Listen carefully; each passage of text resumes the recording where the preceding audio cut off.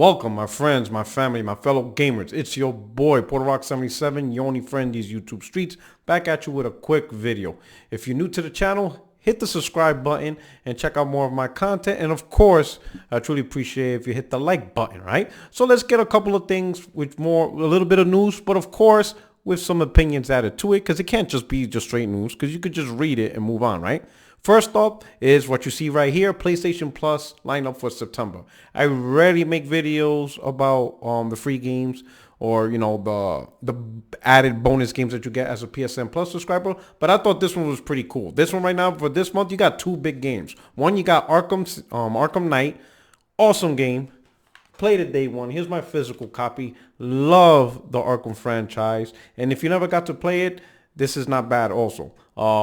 They also have I think they recently released the remastered editions for PlayStation 4, which includes Arkham City, Arkham Asylum, Arkham Origins.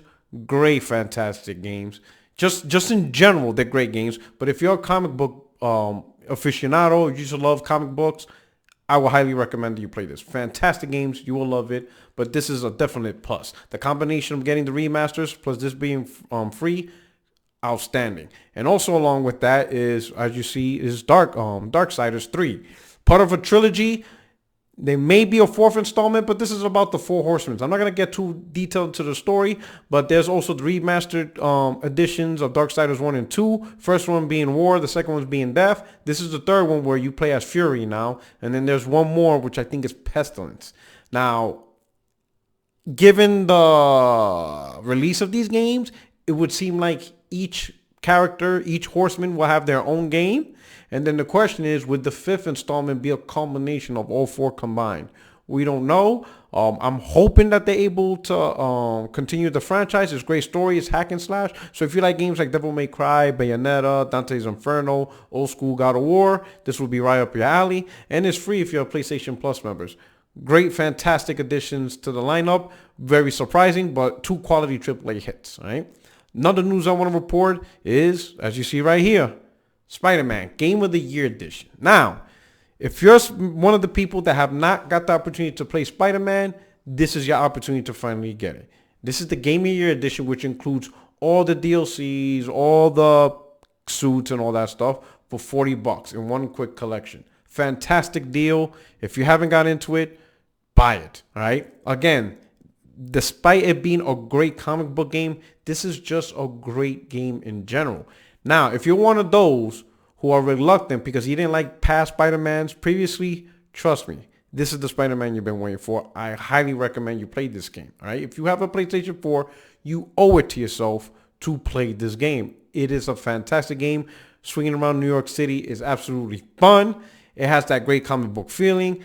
They did justice designing this Spider-Man, giving him life. It's fantastic. My personal game of the year of 2018, despite God of War being that year. And of course, God of War is God of War, right? But for some reason, I really love this game, and I think you'll love it too. That's just my opinion. But hey, $40, all the DLC. I'll even throw this in, right? I would imagine you'll probably see further price drops around Black Friday, come in November. You might be able to get this edition for $25 on a Black Friday deal or a Cyber Monday deal. So if you really don't want to bite the bullet, yeah, $40, then wait a little bit longer. But treat yourself to this game. You're doing yourself a disservice if you own a PlayStation 4 and you have not played this game. And finally, is he right here, Control. Now, I'll be honest, I'm not interested in this game, all right, because I'm not a big fan of the developers who made it, which is Remedy, all right? The last two projects they made just didn't really do it for me. Their last game, Quantum Break, and I didn't really like Alan Wake. The best games, in my opinion, that they made outside of Control, because again, I haven't played this, was Max Payne 1 and 2, and I love those games. That's why I jumped on board Alan Wake. It didn't end up being the game I, whatever, but I gave him a second chance for Quantum Break, and it really didn't do it for me, right? But why am I bringing this up if I'm not talking about Control? It's the steady rumor of potentially Sony buying out Remedy as them being part of their first-party studios. Recently, I reported the announcement that Sony acquired Insomniac. Now there's rumors of Remedy being part of Sony's worldwide studios. We don't know. Not a telltale signs. If you look at Twitter, you see every Sony first-party studio congratulating Remedy on their release of Control. And plus you see little hints there, pictures, photos of close relationship with Guerrilla. Maybe Guerrilla helped them develop Control. There's a lot of speculation on this. The real thing is, how do I feel with Sony acquiring Remedy?